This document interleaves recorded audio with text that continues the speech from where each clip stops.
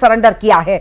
सुकमा के कोंटा इलाके में ये सक्रिय थे, कई सालों से नक्सली संगठन में सक्रिय ये रहे हैं। नियाद नीला नार नीति से प्रभावित होकर इनके द्वारा सरेंडर किया गया है। तो भारी मात्रा में हम लगातार देख रहे हैं कि किस तरह से आत्मसमर्पण नक्सलियों के द्वारा किया जा रहा है और कई ऑपरेशन जवानों के द्वारा भी चलाए जा रहे हैं और नक्सलियों को ढेर किया जा रहा है। तो दूसरी तरफ आत्मसमर्पण की तस्वीरें भी सामने आ रही हैं, कुछ ऐसी तस्वीरें जिसमें महिला नक्सली और पुरुष नक्सली शामिल हैं जिन्होंने सरेंडर किया है।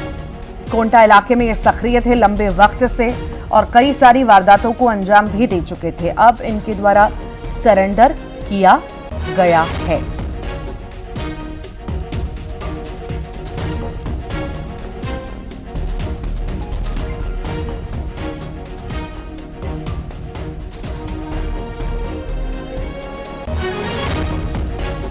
तो कोंटा इलाके में सक्रिय थे नक्सली, अब इन्होंने आत्मसमर्पण किया है, सरेंडर किया है।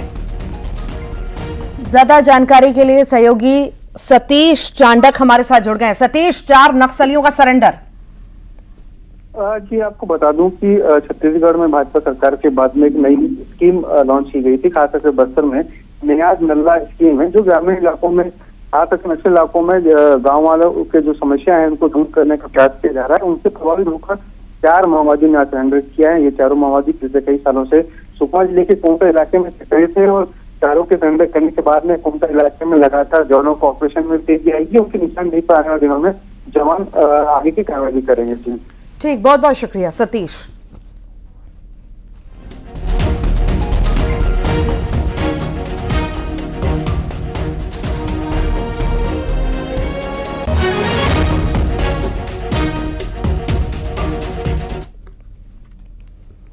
और चलिए आगे बढ़ेंगे, भोपाल का जिक्र करेंगे। नर्सिंग कॉलेज मान्यता से जुड़ी ये बड़ी खबर है। मामले में तत्कालीन रजिस्ट्रार हुई हैं बर्खास्त। सुनीता शिजू को बर्खास्त किया गया है। एमपी नर्सिंग रजिस्ट्रेशन काउंसिल की रजिस्ट्रार थी। नर्सिंग संस्थाओं की मान्यता जारी करने की अनियमितताओं पर यह एक्शन लिया गया है। नर्सिंग काउंसिलिंग में पदस्थापना के दौरान अयोग्य नर्सिंग महाविद्यालय को मान्यता देने और कर्तव्यों का सही निर्वहन न करने पर ये एक्शन लिया गया है। ज्यादा जानकारी के लिए शैलेंद्र भदौरिया हमारे साथ जुड़ गए हैं। शैलेंद्र, ये बड़ी कार्रवाई देखने को मिली है नर्सिंग कॉलेज मान्यता को लेकर के। लगातार अनियमितताएं की खबरें सामने आ रही थी, अब रजिस्ट्रार को बर्खास्त कर दिया गया है। बिल्कुल बिल्कुल, देखिए जिस तरीके से नर्सिंग घोटाले को लेकर लगातार विपक्ष जो है इस पूरे मामले को लेकर तूल दी है और सीबीआई इस मामले की जांच कर रही है, उसी कड़ी में अब एक बड़ी कार्रवाई जो है वो स्वास्थ्य विभाग के जरिए ये की गई है। तत्कालीन जो रजिस्ट्रार थी नर्सिंग काउंसिल की सुनीता सिजू, उनको अब बर्खास्त कर दिया गया है। उन पर ये आरोप है कि जब उनकी पदस्थापना थी 22 सितंबर 2021 से 24 अगस्त 2022 तक वो नर्सिंग काउंसिल की रजिस्ट्रार थी। इस दौरान कई नर्सिंग कॉलेजों को मान्यता दी गई, जबकि जो नियम थे उनको दरकिनार करके ये मान्यता दी गई। इस तरह के आरोप जो है वो सुनीता सिजू पर है और उसके बाद उनको अब बर्खास्त कर दिया गया है। हालांकि जब उनकी नियुक्ति हुई थी उस वक्त भी कांग्रेस ने लगातार सवाल खड़े किए थे कि सुनीता सिजू को जिस पद पर रजिस्ट्रार बनाया गया है वो उसके पद के उपयुक्त नहीं है, यानी उनकी जो ग्रेड है वो वो रजिस्ट्रार की नहीं थी, लेकिन उसके बावजूद भी मध्य प्रदेश सरकार की तरफ से उनको रजिस्ट्रार बनाया गया था नर्सिंग काउंसिल का। लेकिन अब उनके कार्यकाल में कई तरह की अनियमितता की खबरें आई थी, उसके बाद उनको बर्खास्त कर दिया गया। ठीक, बहुत बहुत शुक्रिया शैलेंद्र। अरे भैया,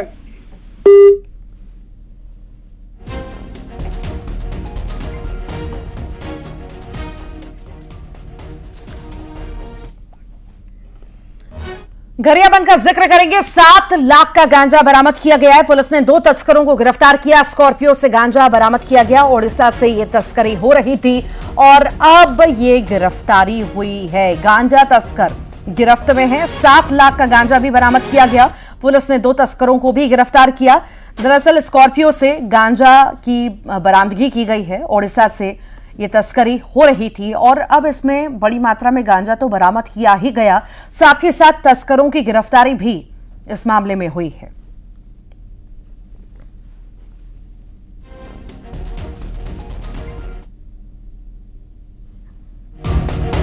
ज्यादा जानकारी के लिए सहयोगी शेख इमरान हमारे साथ जुड़ गए हैं। शेख इमरान, बड़ी मात्रा में गांजा बरामद किया गया, साथ ही साथ तस्कर भी गिरफ्तार हुए हैं।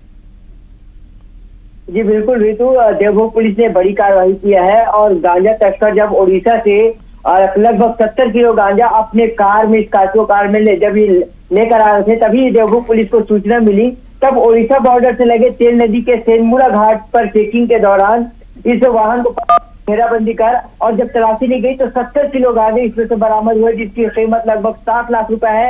और उड़ीसा के 2 तस्करों को गिरफ्तार किया है। कहीं न कहीं बड़ी खेत जो है ये खपाने की तैयारी में थे छत्तीसगढ़ में।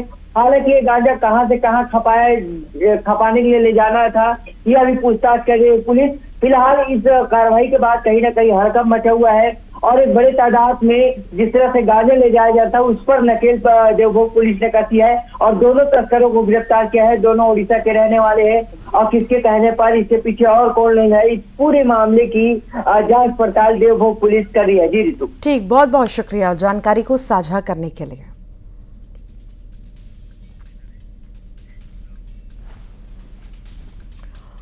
और दिल्ली से बड़ी खबर का जिक्र करते हैं। लोकसभा स्पीकर के लिए घमासान मचा हुआ है। सूत्रों के हवाले से जानकारी है, स्पीकर के लिए विपक्ष अपना प्रत्याशी उतारेगा। स्पीकर पद पर चुनाव लगभग तय है। स्पीकर पद पर उम्मीदवार उतरेगा विपक्ष।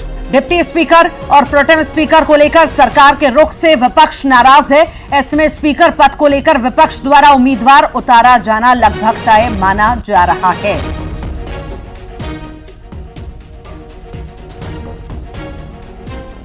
तो स्पीकर के पद को लेकर के लगातार हम घमासान खींचतान देख रहे हैं और ऐसा लग रहा है अब और ज्यादा सियासत भी इस मामले में हमें देखने को मिलेगी। ज्यादा जानकारी के लिए सहयोगी शिवम प्रताप हमारे साथ जुड़ गए हैं। शिवम, स्पीकर पद को लेकर के लगातार चर्चाएं चल रही थी, घमासान मचा हुआ था। अब लग रहा है और ज्यादा घमासान आने वाले समय में देखने को मिलेगा, चूंकि विपक्ष का अलग तर्क है और सत्ता वाली पार्टी का अलग तर्क है। देखिए, निश्चित तौर पर इस बार लोकसभा स्पीकर का जो चुनाव है वो निश्चित तौर पर दिलचस्प होने वाला है, क्योंकि सत्ता और विपक्ष दोनों अपने प्रत्याशी खड़ा करने जा रहे हैं। ये आजाद भारत में पहली बार ऐसा होगा जब सर्वसम्मत से लोकसभा स्पीकर का जो चुनाव है वो नहीं होगा। अब तक आजादी से अब तक की बात करें तो सभी स्पीकर सर्वसम्मत से निर्विरोध तौर पर चुने गए हैं।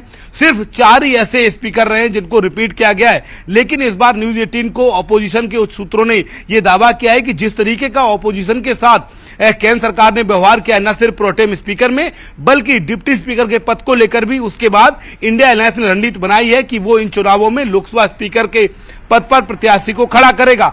माना यह जा रहा है कि इंडिया अलायंस बड़ी तैयारी कर रहा है और 26 जून को जब चुनाव होना है, चूंकि 24 से 3 जुलाई तक यह सत्र चलेगा, 26 जून को स्पीकर का चुनाव होगा। उससे पहले इंडिया अलायंस सभी विपक्षी दलों से बात करके स्पीकर पद पर अपना प्रत्याशी खड़ा करेगा। क्योंकि इंडिया अलायंस का मानना यह था कि सत्ता पक्ष का स्पीकर होता है, लेकिन डिप्टी स्पीकर का जो पद है उस पर विपक्ष का हक होता है। लेकिन केंद्र सरकार का रवैया अच्छा नहीं है। 2019 में डिप्टी स्पीकर का पद ही नहीं दिया था और इस बार जब इंडिया अलायंस के पास, ऑपोजिशन के पास आंकड़ा अच्छा है, उसके बावजूद भी प्रोटेम स्पीकर और डिप्टी स्पीकर पर सरकार का रुख अड़ियल है। ऐसे में ऑपोजिशन स्पीकर पद पर अपना प्रत्याशी उतारने जा रहा है। ठीक, बहुत बहुत शुक्रिया फिलहाल जानकारी को साझा करने के लिए शिवम। अवैध रेत के खनन पर राजस्व विभाग लगातार कार्रवाई कर रहा है। हाल ही में विभाग की टीम ने नवापारा के कुम्हारी रेत खदान पर कार्रवाई करते हुए एक चैन माउंटेन मशीन को सील किया। इसी के साथ ही कांकेर में भी रेत से भरे 4 हाईवा वाहन जब्त किए गए। इन चारों ही वाहनों को पुलिस ने अलग अलग इलाकों से पकड़ा। बता दें कि लगातार मिल रही शिकायतों पर प्रशासन ने एक्शन लिया। इस प्रशासनिक कार्रवाई से रेत माफियाओं में हड़कंप भी मचा हुआ है।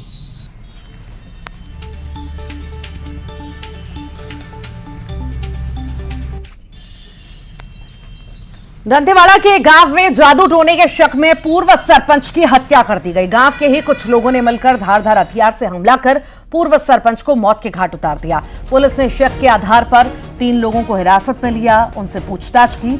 मामला किरंदुल थाना इलाके का है। बताया जा रहा है कि एक दिन पहले सरपंच कहीं गया था। जब वो नहीं लौटा तो घर वालों ने तलाश शुरू की तो जंगल में उसकी लाश खून से लथपथ मिली। शव को पोस्टमार्टम के लिए अस्पताल भिजवाया। मामले की जांच शुरू की।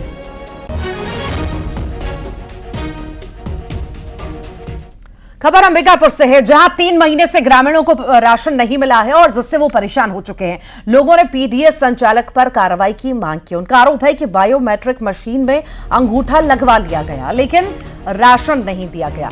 इस मामले को लेकर 4 गांव के लोगों ने कलेक्टर से शिकायत की, कार्रवाई की मांग की। कलेक्टर ने जांच के बाद कार्रवाई का भरोसा भी दिया है।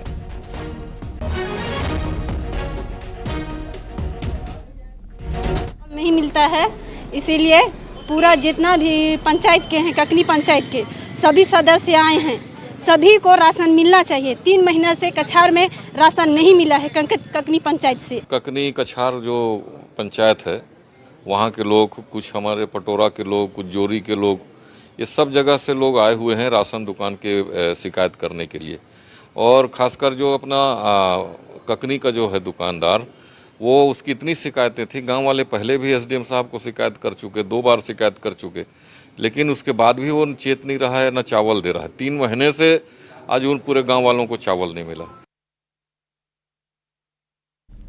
और बात करेंगे जांजगीर चांपा की, जहां एक बार फिर से भू विस्थापितों का प्रदर्शन देखने को मिला। जिले के नरियरा में केएसके महानदी पावर प्लांट के खिलाफ भू विस्थापित लामबंद हो गए हैं। गेट के सामने बैठकर धरना भी दिया। भू विस्थापितों के आंदोलन के बाद प्लांट की सुरक्षा के लिए पुलिस बल तैनात किया गया, लेकिन आंदोलनकारियों से चर्चा के दौरान चर्चा करने के लिए प्लांट प्रबंधन से कोई अधिकारी भी सामने नहीं आया।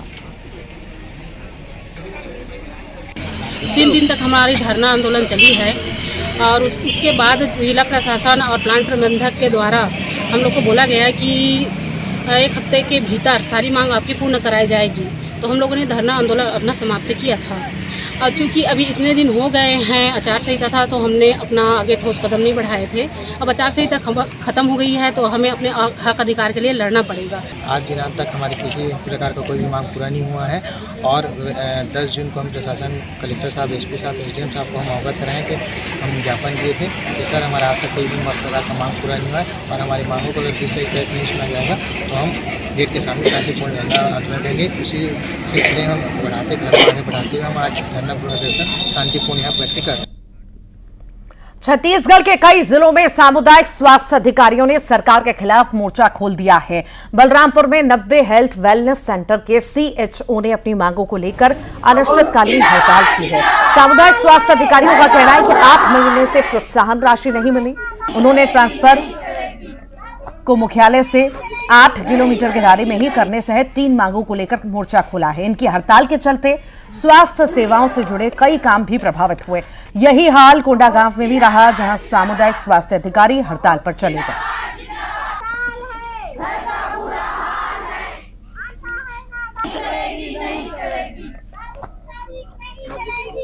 राजनांदगांव खैरागढ़ के इंदिरा कला संगीत विश्वविद्यालय की कुलपति पद्मश्री ममता चंद्राकर को राज्यपाल ने हटा दिया।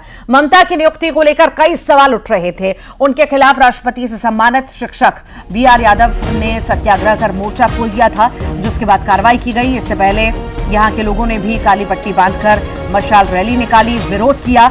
ये विवाद कुछ महीनों से चल रहा था। मामला बढ़ने के बाद राज्यपाल के सचिव ने आदेश जारी कर ममता चंद्राकर को हटा दिया।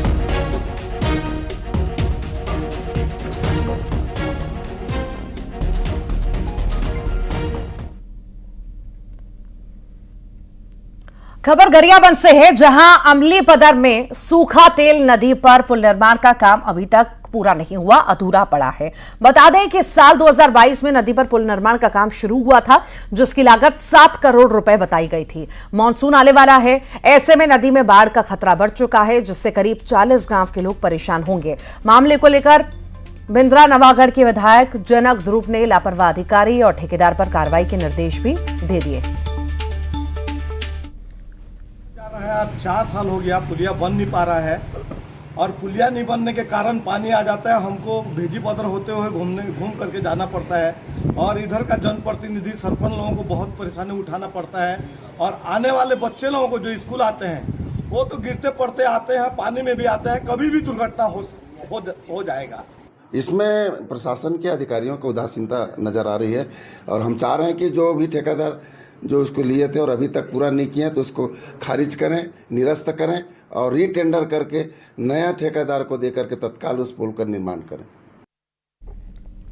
अंबिकापुर में एसडीएम गिरफ्तार हुए हैं। घूस लेते एसीबी ने गिरफ्तार किया। बता दें 50,000 की रिश्वत ये ले रहा था। बीआर खांडे को गिरफ्तार किया गया।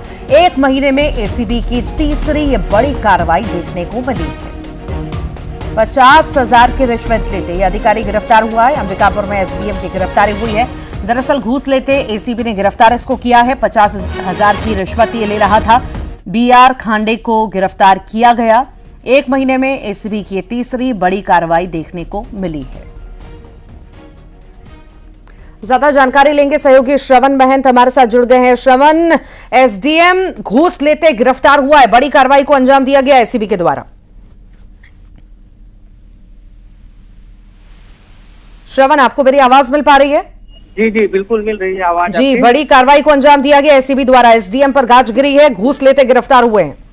बिल्कुल एसीबी ने भी कार्रवाई की है। दरअसल उदयपुर ब्लॉक के जो जजगा ग्राम है वहाँ के रहने वाले कन्हैया राम है, उनसे एसडीएम द्वारा 50,000 की रिश्वत की मांग की गई थी। उनके जो दस्तावेज है उसको दुरुस्त करने के लिए ये पैसे की डिमांड की गई थी और इसकी शिकायत जो है पीड़ित ने एसीबी में की थी और एसीबी ने आज जो है रंगे हाथ एसडीएम सहित 4 अन्य भृत और नगर सैनिक को गिरफ्तार किया है और उसको पूछताछ के लिए एसीबी कार्यालय अंबिकापुर ला रही है। और एक महीने में ये तीसरी जो मामला है जिसमें एसीबी ने कार्रवाई की है और अभी फिलहाल अधिक जानकारी नहीं है, सिर्फ इतनी ही जानकारी है कि 4 लोगों को गिरफ्तार किया गया है और ला रही है। आखिर इसके बाद एसीबी पूछताछ में आगे क्या खुलासा करेगी ये तो देखने वाली बात होगी। ठीक, बहुत बहुत शुक्रिया।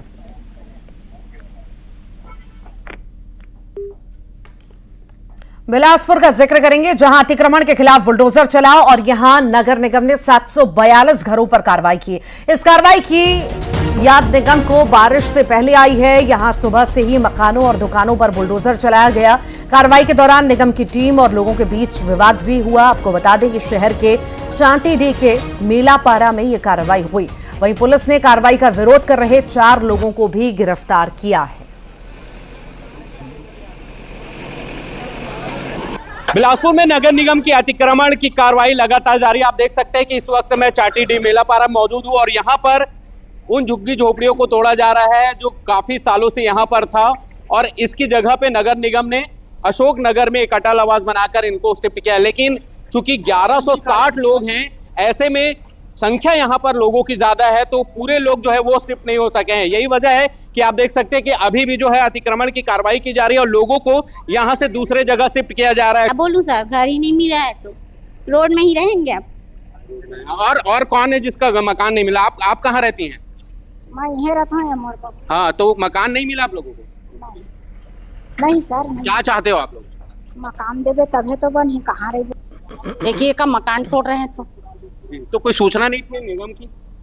कले तो दिए हैं। हाँ, कले दिए, आगे दिए। कितना परिवार होगा टोटल यहाँ पे?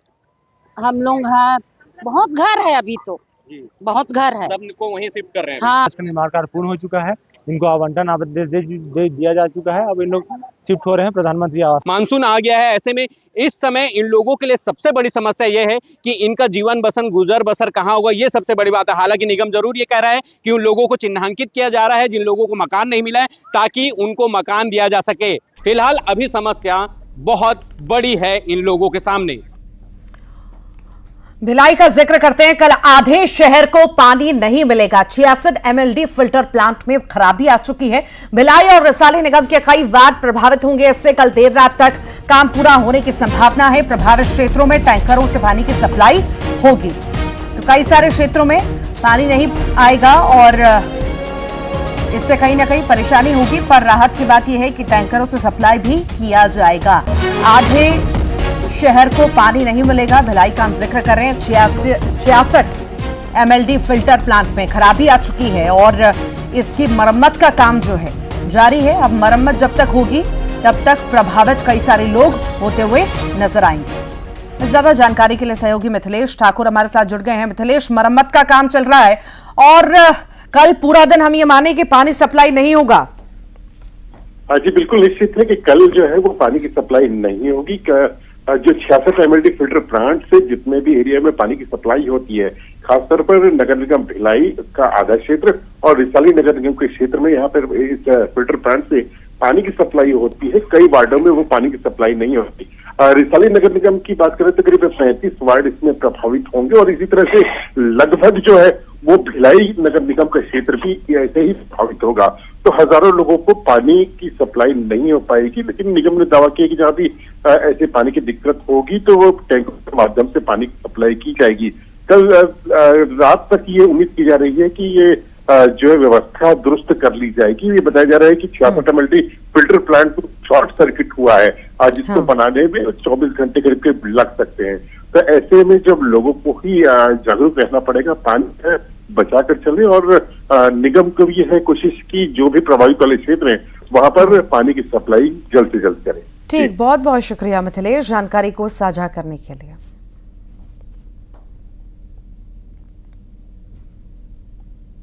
तो भिलाई के कई सारे इलाकों में कल पानी की सप्लाई नहीं होगी, चूंकि मरम्मत का काम चल रहा है और इस वजह से कल रात तक परेशानी हो सकती है। आगे बढ़ेंगे, दंतेवाड़ा का जिक्र करेंगे। राजस्व अमले ने सरकारी जमीन पर अवैध कब्जे को ध्वस्त कर दिया। राजस्व अमले ने गीदम हारम मार्ग पर हुए अतिक्रमण पर बुलडोजर चलवाया और इसी दौरान अतिक्रमणकारियों ने इस कार्रवाई का विरोध भी किया, जिसे देखते हुए मौके पर बड़ी संख्या में पुलिस बल रहा। तहसीलदार की मौजूदगी में यहां लगातार किए जा रहे अतिक्रमण को जो हटा दिया गया। गौरतलब है कि यहां पिछले कुछ समय से लगातार लोग अतिक्रमण कर रहे थे और इसी वजह से जाम की स्थिति बनती थी, गंदगी बढ़ती जा रही थी। अब जाकर के यहां से अतिक्रमण हटाया गया।